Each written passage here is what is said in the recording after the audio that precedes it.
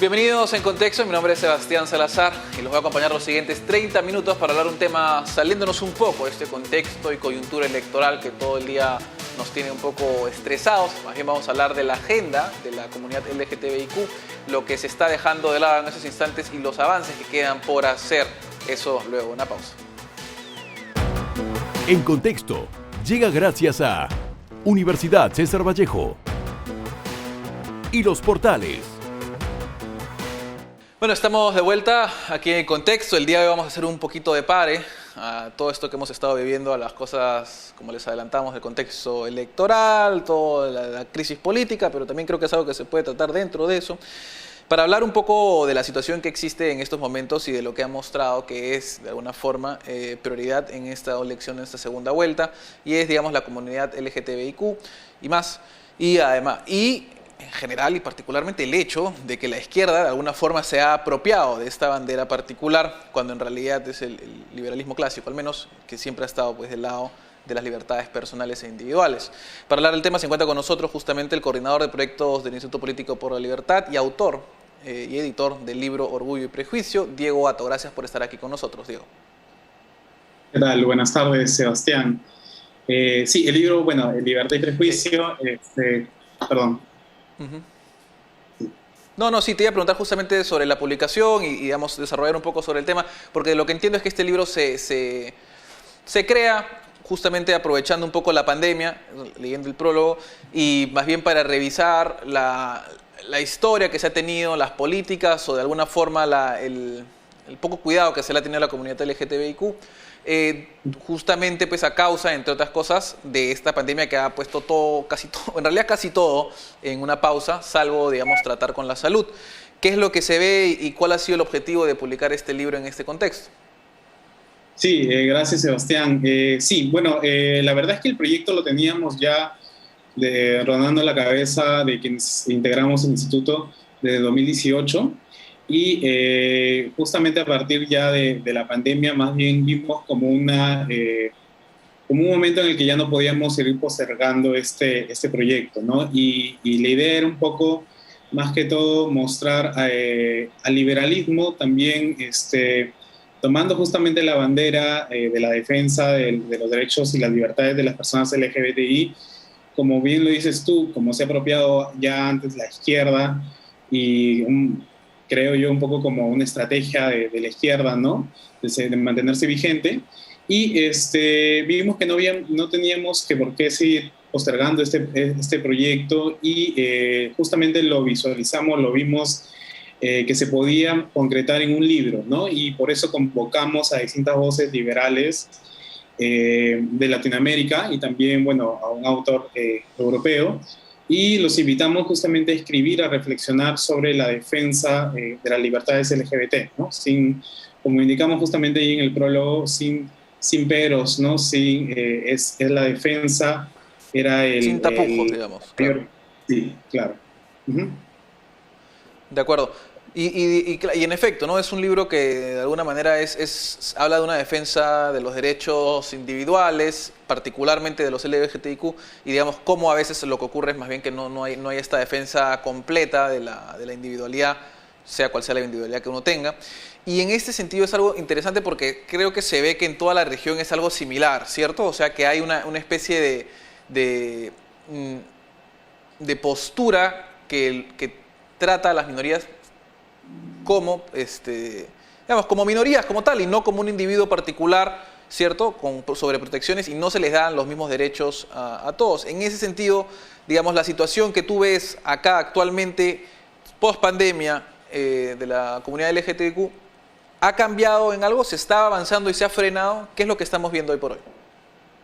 Sí, bueno, quería comentar, por ejemplo, que en Perú, si nosotros vamos un poco a la historia, en 1836 se despenalizan las relaciones homosexuales y lamentablemente después de este gran avance que fue histórico y fue el primer país de Hispanoamérica, pues no ha habido mayores avances en el Perú, ¿no? Y eso es una pena porque varios países de Latinoamérica han avanzado, tienen la legislación en favor de la unión civil, del matrimonio igualitario, Hay países también que ya están reconociendo también el cambio de identidad de género de las personas trans, y en el caso del Perú no hay muchos avances, ¿no?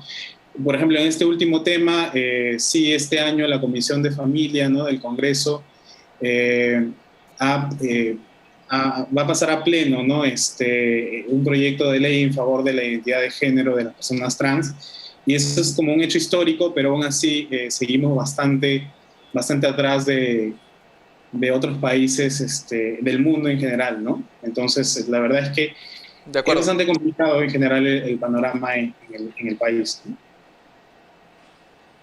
Y es algo interesante porque creo que tú, además, en el texto abordas un poco el hecho de que se aborda bastante, se compara de alguna forma, o hay el estigma que de alguna manera tienen la comunidad LGTBIQ con el de personas con discapacidad, ¿no? Cosa que en realidad no, digamos, de afuera no tiene por qué verse así.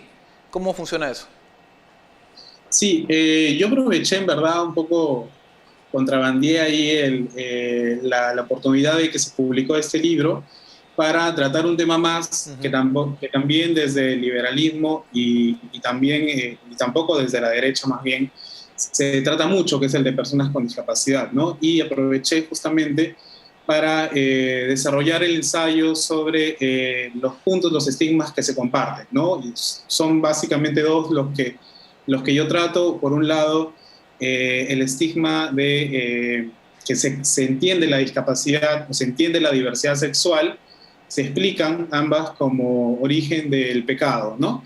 Por un lado, en el caso de las personas LGBT, se creen que su comportamiento es el pecado mismo, ¿no? O sea, digamos, estas ideas, si bien son bastante de hace cientos de años, aún se mantienen en algunos lugares, en algunos países, en algunas sociedades. Y de igual forma con las personas con discapacidad sucede algo similar, ¿no? Solo que en vez de que las personas con discapacidad sean personas que cometen el pecado, son más bien como origen del pecado de los padres, ¿no? Entonces esto, por ejemplo, son estigmas con los que aún viven en distintas realidades del mundo las personas con discapacidad y las personas LGBT. Otro tema también es, el otro punto es el que a ambas poblaciones se les ve como personas a quienes hay que curar, ¿no?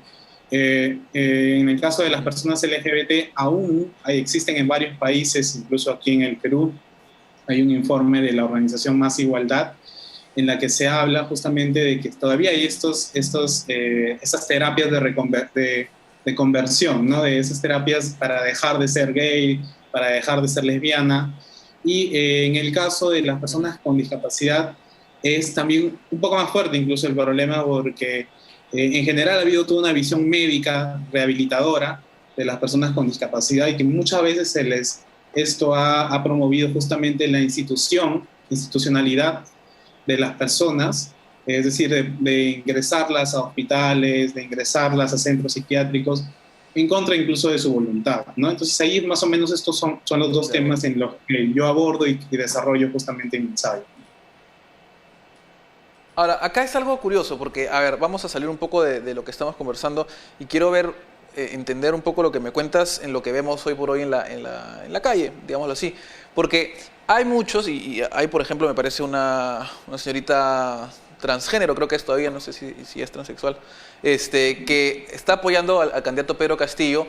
Y lo curioso es que, si bien es cierto que no había entre las dos opciones a la presidencia en la segunda vuelta particulares eh, políticas en favor de la comunidad LGTBIQ, eh, las posturas que se habían demostrado de parte de Perú Libre eran bastante, bueno, retrógradas en cierto sentido.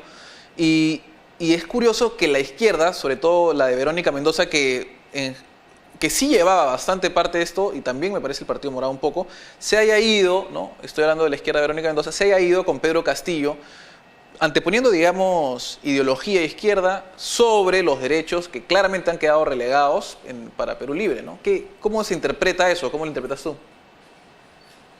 Sí, bueno, digamos, creo que el discurso de la izquierda no ha cambiado.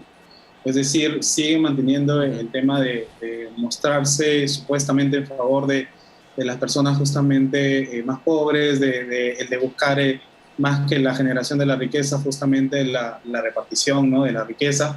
Entonces, bueno, ha aparecido ya en los últimos años, en las últimas décadas, esta izquierda un poco que se ha querido actualizar, yo creo que más como estrategia, ¿no?, también de mantenerse vigente, porque además las personas, las sociedades están un poco más educadas, reclaman sus derechos. Entonces eh, es bastante curioso porque justamente ellos ahora, bueno, la izquierda, en este caso, como tú mencionas, de Juntos por el Perú, de Verónica Mendoza, se une, o sea, se vuelve aliado de una izquierda súper radical, súper machista, homofóbica y transfóbica, pero, o sea, es increíble las declaraciones que se han escuchado, ¿no?, de sus líderes como Pedro Castillo y en general de varios de sus líderes, ¿no? Entonces, sí, nosotros creemos que, digamos que para educar a la sociedad se puede educar, o sea, hay personas, hay grupos a los que se les puede educar, como ella misma lo ha mencionado, con talleres,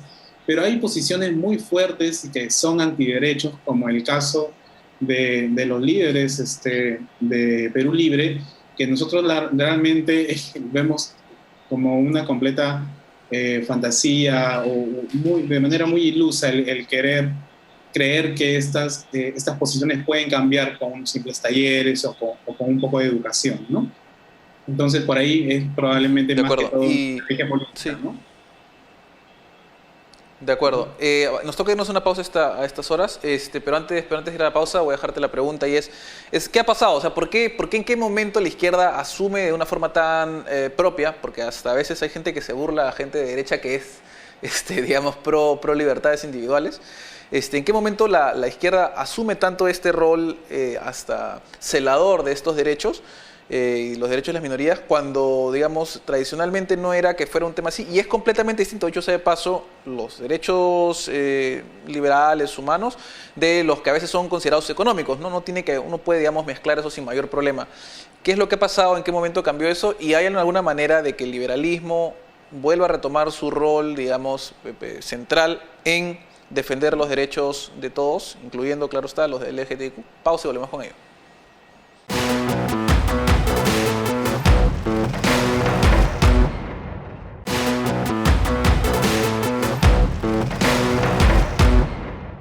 Bueno, estamos de vuelta, estamos hablando con Diego Atto, coordinador de proyectos del IPL y autor del libro Libertad y Prejuicio. Me disculparán por la manera en la que lo presenté en el bloque anterior, a veces se cruzan las obras literarias.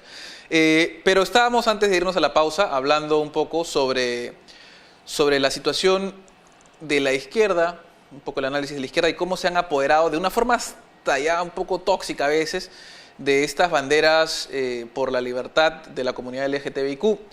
Y la pregunta era si existía, le estábamos preguntando al autor, justamente a Diego Atto, si existía alguna forma de que, bueno, el liberalismo o una derecha un poco más moderna, por lo menos, digámoslo así, pueda retomar alguno de estas banderas, pueda retomar algo, porque al fin y al cabo, pues, en el mundo moderno, en el mundo avanzado, es normal, digamos, que las personas LGTBIQ tengan los mismos derechos que las personas no LGTBIQ.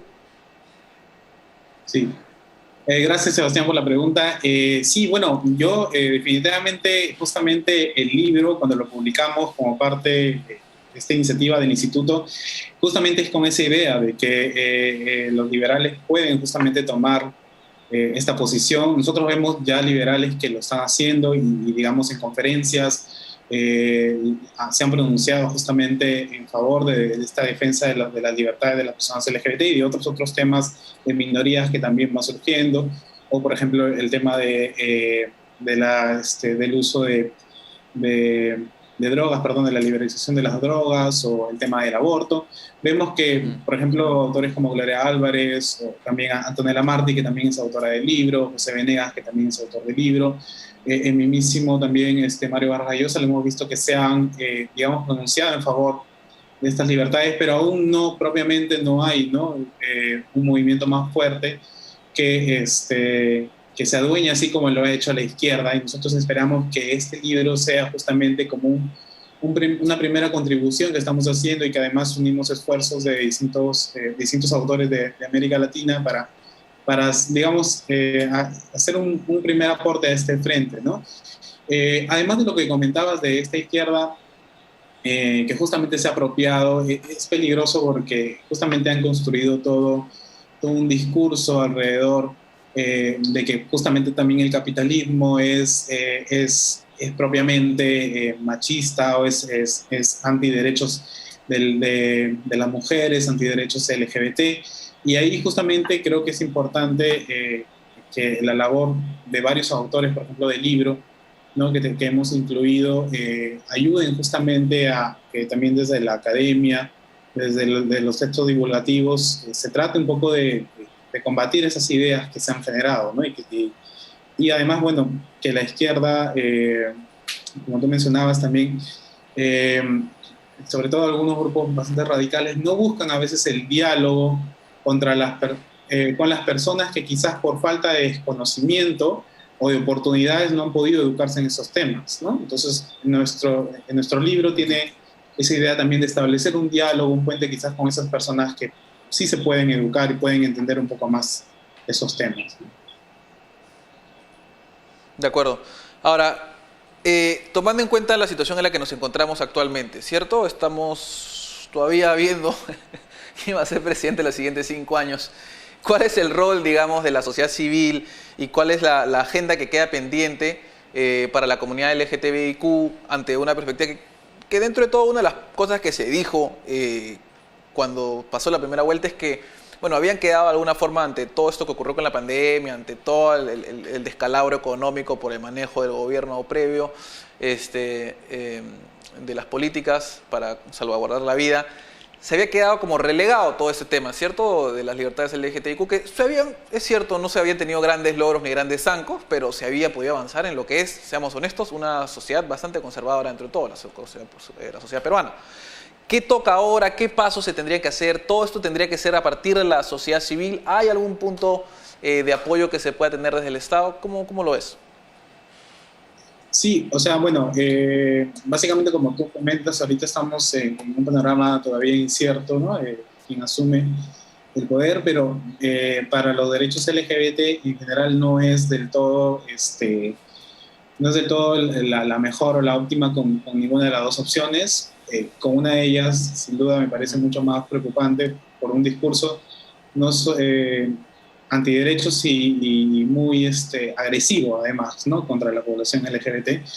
Entonces, lo que queda es, creo que lo que se ha venido haciendo en todas estas últimas décadas, ahí sí hay, por ejemplo, un punto que yo creo que hay que destacar del trabajo de organizaciones LGBT, muchas de ellas de izquierdas, que han venido justamente desde el activismo haciendo bastante trabajo de visibilidad, ¿no? De poder justamente también de dialogar con los propios actores políticos, de promover con algunos justamente congresistas o parlamentarios la propuesta de proyectos de leyes en favor de la población LGBT, ¿no? Entonces, desde el Estado, yo, bueno, creo que sí, sin duda también hay muchas cosas que hacer, pero creo que va a depender mucho también de quién vaya a surgir, quién finalmente vaya a asumir la presidencia, ¿no? En cuanto al Ejecutivo, ¿no? Porque no vemos, en ambos casos creo que va a haber mucho trabajo de la sociedad civil para poder hacer incidencia con el Estado, ¿no? Para poder tener algún tipo de avance en cuestión de leyes, ¿no? Claro. Sí. Por eso mismo, porque una cosa es el Ejecutivo que en efecto, digamos, en un caso la verdad es que no es particularmente positivo para la comunidad LGTBIQ, pero en un caso como que el tema no se trata y en el otro caso es claramente en contra, por decirlo menos. Y más bien, la pregunta iba un poco también al hecho de cómo lo ven desde el legislativo, porque sí tenemos un legislativo, digamos, que sí refleja un poco esta primera vuelta, pero hay dentro de todo, digamos, espacios, ¿no? Juntos por el Perú también tiene congresistas que si bien son de izquierda y probablemente estén con Pedro Castillo, me imagino no olvidarán por completo su plataforma. O sea, ¿cómo lo ven ustedes? ¿Hay alguien en el Congreso con quien se puedan apoyar? Sí, bueno, creo que básicamente, como tú lo has mencionado, creo que, bueno, Juntos por el Perú, a pesar de que sea aliado con Perú Libre, el Partido Morado, que la verdad es que solo tiene 3 representantes. Quizás sean los partidos que más van a estar justamente receptivos a este tipo de proyectos, de presentar proyectos de ley o incidencia. Yo en verdad creo que de la sociedad civil necesitamos continuamente tratar de educar al Parlamento en lo que se pueda, ¿no? En establecer diálogos con ellos, tratar de, digamos, en lo que sea posible, educarlos para, digamos, que entiendan la labor además democrática, ¿no? De que ellos no van a legislar o a legislar solo por las personas que los han elegido, sino que por todos los peruanos, y eso es tanto mayorías como minorías, ¿no? Entonces, eso es básicamente, creo que la mayor labor de la sociedad civil, creo que va a ser. De acuerdo. Muchas gracias Diego por esta entrevista. Vamos a estar entonces atentos y esperemos se logre hacer algún tipo de avance en esto, y sobre todo desde el liberalismo, que en general ha sido siempre bastante positivo para todos, sobre todo también para las minorías. Muchas gracias. Muchas gracias. Vamos a una pausa y volvemos con el final del programa.